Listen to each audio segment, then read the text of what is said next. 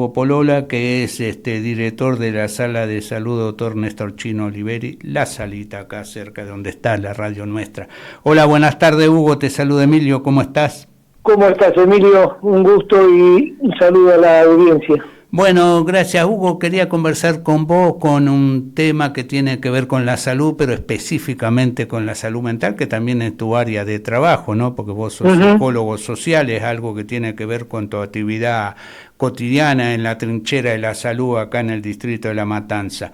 Y quería preguntarte cómo estábamos con este tema, porque el otro día leí un informe de la Organización Mundial de Salud específicamente sobre esta que me despertó varias inquietudes, varias preguntas de la gravedad que está este tema en el mundo y también en la Argentina, donde después de la pandemia, ese encierro que estuvimos durante mucho tiempo disparó varias de estas problemas, ¿no? Problemas de salud mental.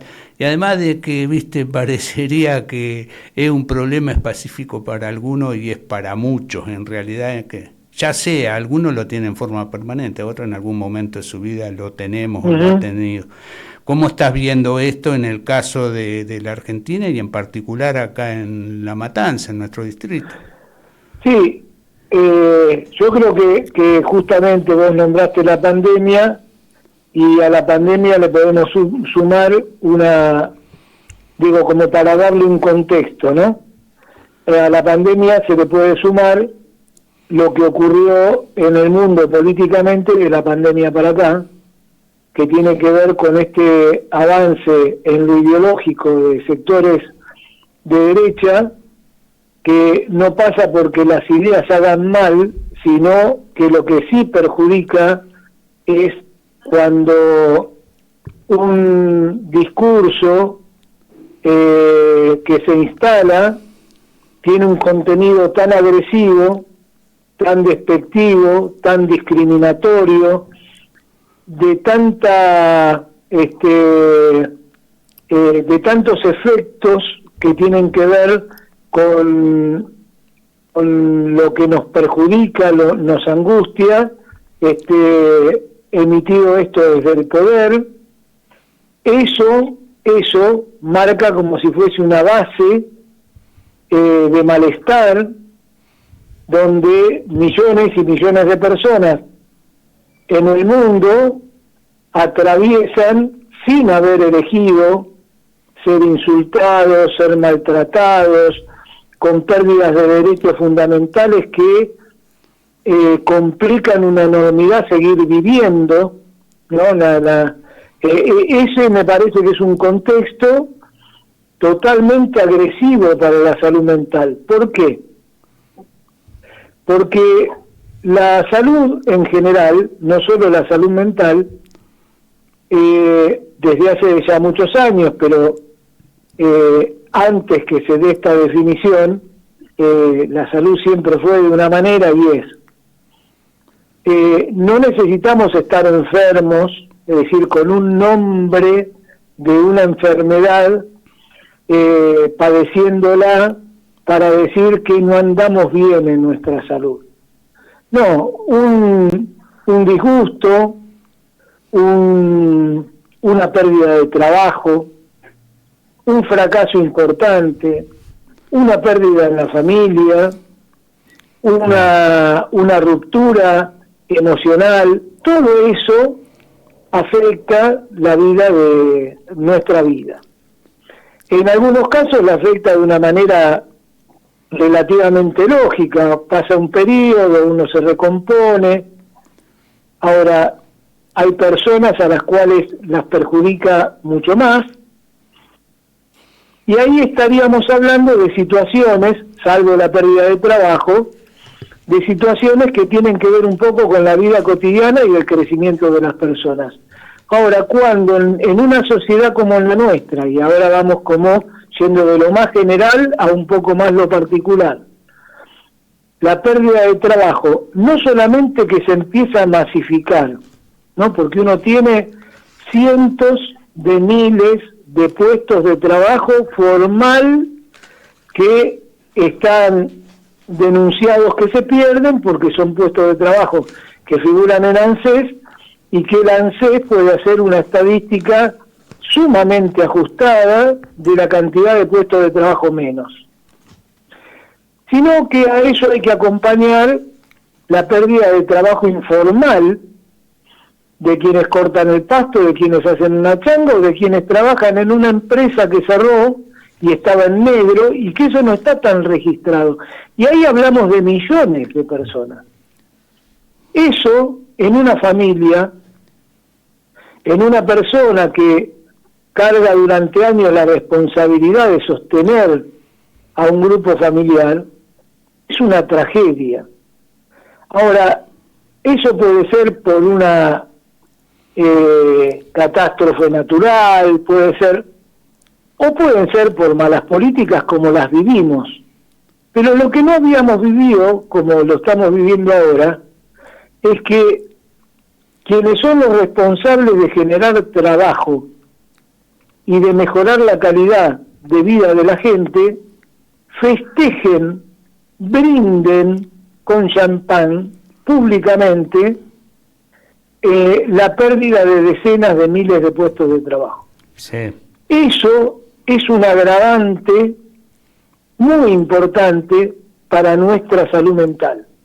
¿Por qué? Y bueno, porque no solamente que uno sufre las consecuencias de determinadas elecciones, de decisiones políticas, sino que quienes toman esas decisiones, en lugar de analizarlas y reflexionar y corregir, no, las refuerzan y festejan las consecuencias que tienen. Entonces es muy difícil sostener la salud mental cuando vos sabés que se muere gente de cáncer porque no tiene la medicación. Digo, son agravantes que no tienen que ver con una tragedia personal. No, está bien, no llegar, como vos decís, no tener que perder el trabajo, no llegar a fin de mes, viste, como pasa ahora, hasta no poder pagar los servicios que tenés que tener, que te pueden cortar la luz, te cortan el teléfono, te cortan la internet, viste, claro. Todos los padecimientos que se han agravado desde el punto de vista económico, social en nuestro país a partir de estas políticas, ¿no? Exactamente, la pérdida de derechos. Viste que uno lo ve, lo escucha, y si no te toca, parece que fuese algo secundario. Ahora hubo una pregunta, perdona, vos que estás en la trinchera desde muchos años, sí, que estás acá en un lugar en el fondo de la matanza, en los lugares, en los barrios populares, ¿cuáles son los problemas de todo en que se manifiesta? ¿Cuáles son los síntomas desde el punto de vista de la salud mental en las personas? Te digo, ¿cuáles son los problemas? Porque a veces se usa patología, los problemas claro, que pueden tener... un gran estado de angustia, pérdidas de trabajo, de ingreso.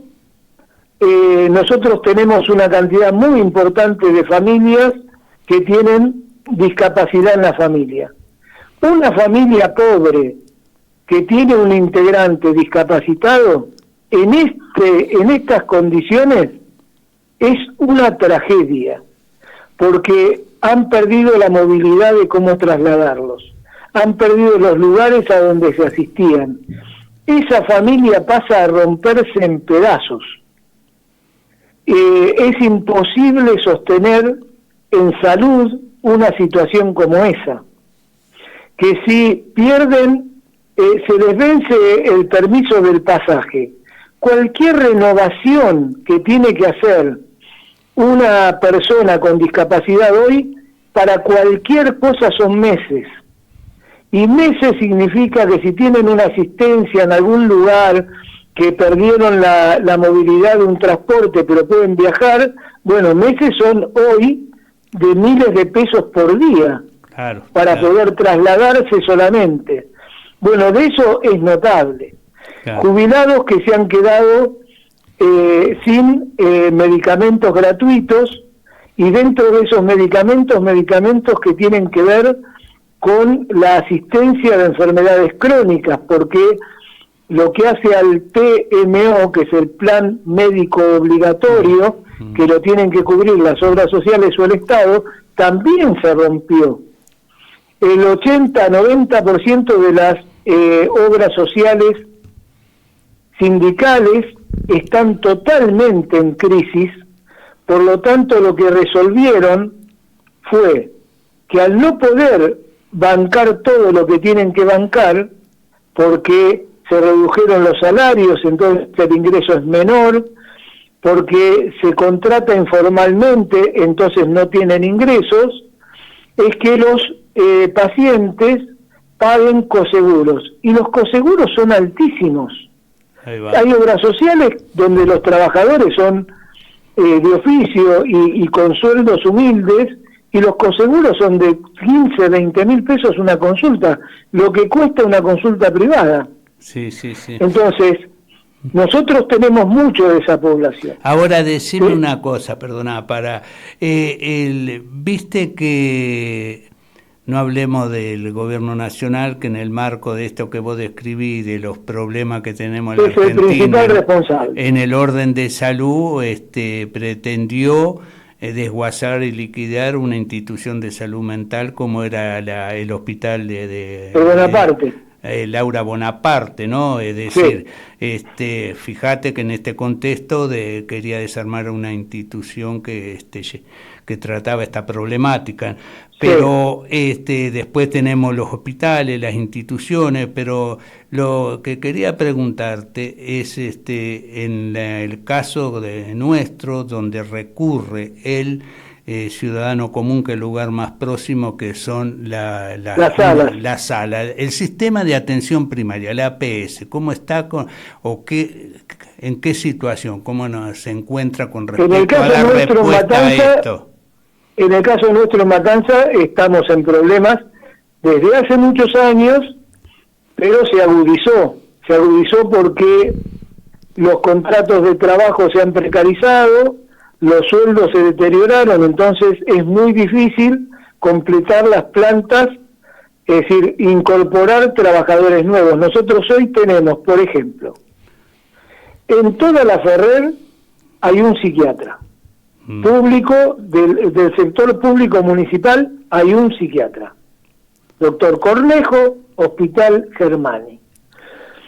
Ese psiquiatra tiene cientos de pacientes, que los deja, va pasando el tiempo, y lo que ocurre es que los dejan de atender como pacientes. Los empiezan a atender como receptivos de medicación. Entonces el paciente va una vez por mes, una vez mes y pico, le hacen la receta, la mayoría sin tratamiento terapéutico, es decir, sin tratamiento psicológico, dependiendo solo de la medicación, lo cual es un problema importante para un tratamiento de salud mental, porque no hay elaboración del problema, queda limitado a depender de los efectos de una medicación. Bueno, en toda la Ferrer y Castillo, que sería la región 2 de salud, la Ferrer, Castillo, una parte de Casanova y una parte de Ciudad Evita, hay un psiquiatra. En el Hospital de Niños tuvieron con una crisis porque han tenido 9 camas ocupadas con niños de internación psiquiátrica. Se armó un dispositivo en el Hospital de la Ferrer de salud mental que no tiene psiquiatra, tiene una especie de visita de psiquiatras que van una vez en la semana, un par de horas, como tiene el Hospital del Niño, que tiene un par de psiquiatras que forman parte de la planta, y después para atender parte de la atención de afuera tienen un psiquiatra que es del Timineski, que es el Centro de Salud Mental municipal, un centro muy importante de salud mental, que está totalmente colapsado desde hace mucho tiempo, es decir, tiene una demanda mucho mayor a la capacidad de atención que tiene su plantel, y tiene un plantel que en la región, más allá de Matanza, atiende problemas muy agudos, muy complejos de salud mental. Ahí hay un equipo que está muy especializado en problemas graves de salud mental. que no es la demanda masiva. La demanda masiva de salud mental tiene que ver con los ataques de pánico, con problemas ocasionados en la infancia, con agresiones sexuales, eso sería lo masivo. Bueno, para eso, para la atención de la problemática más común de atención de la salud mental, nosotros estamos, no sé, con una oferta del 10-15%. Esta sala tiene 2 psicólogas. ¿Algunas problemáticas? ¿Y la depresión? La depresión es muy importante, que en muchos casos no se llega a diagnosticar por esto mismo que te digo. Nosotros, por ejemplo, yo esta semana que pasó, recibí un par de personas que cuando me empiezan a contar, vienen con una depresión de hace 3 años. Ajá. Y en 3 años fueron 2, 3, 4 veces, no consiguieron espacio y se juegan a que se les va a pasar. Y tanto una depresión como cualquier problema de salud que se declara en una persona, si uno no lo atiende, lo que seguro va a pasar es que el problema va a crecer.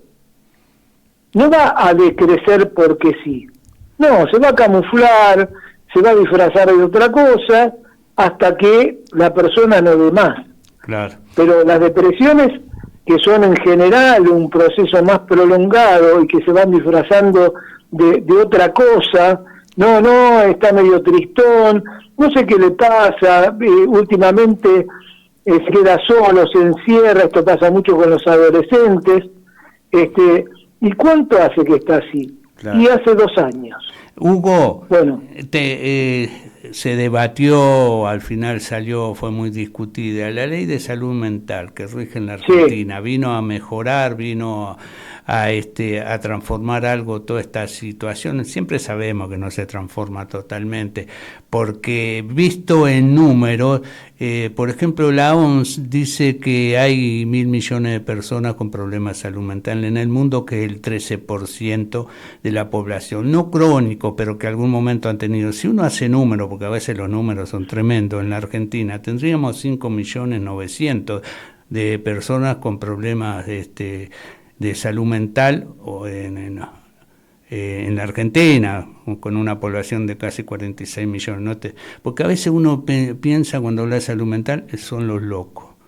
No, y la OMS no sé cómo se anima a dar ese número, que no son 10 millones, debe ser 1.000 lo que... No, lo que 1.000 millones. 1.000 millones, claro. Sí. No, porque yo te explico, explico lo siguiente. En Noruega, en Alemania, en México, seguro las problemáticas sociales son diferentes. Por lo tanto, el estado de la salud mental de las personas que viven ahí también es diferente. Claro, sí, obviamente. Si nosotros tomáramos el estado de la salud mental nuestra hoy y el estado de nuestra salud mental hace 15, 20 años, si la tomáramos inmediatamente antes de la pandemia, inmediatamente después, las variaciones son muy importantes. Ahora, ojalá nosotros tuviésemos, porque tomo esto que vos decís, la salud mental no trata de los locos, justamente además estamos hablando de la salud mental, es decir, de cómo nos deberíamos sentir y cómo nos sentimos. Bueno, si uno le pregunta a cualquiera, ¿qué tal? ¿Cómo andás? Bien, acá andamos. Bueno, ahora, te pregunto en serio, ¿qué tal? ¿Cómo andás? Bueno, el aquí andamos son 2 horas de charla donde salen todos los problemas que tiene esa persona. Me imagino de vos en tu trabajo en el consultorio, Hugo, sí, por supuesto. Es que si vos lo practicás con un amigo te va a pasar lo mismo. Claro, es decir, donde tenemos la posibilidad de contar cómo nos estamos sintiendo, por esto que decíamos antes, donde en un momento social donde atravesamos situaciones tan extremas de malos tratos a la población en general, nuestra salud mental cruje por todos lados. Hugo, eso funciona así. se me ha terminado el tiempo. Hablamos de la pandemia y todo esto que hablamos es cierto, porque pasamos la pandemia y hace 20 meses tenemos la pandemia con Javier Milei, que por supuesto habría que si hacemos número estadística, cuántas personas más se sumaron a la problemática de salud mental, ¿no? Con la pandemia, como pasa con los grandes acontecimientos, va pasando el tiempo y se va pudiendo diagnosticar en qué cosas nos afectó la pandemia. Desde lo orgánico, en aquellas personas que nunca tuvieron, por ejemplo, un problema respiratorio importante, tuvieron COVID, pasaron el COVID y se encontraron con que un resfrío se le convirtió en una neumonía.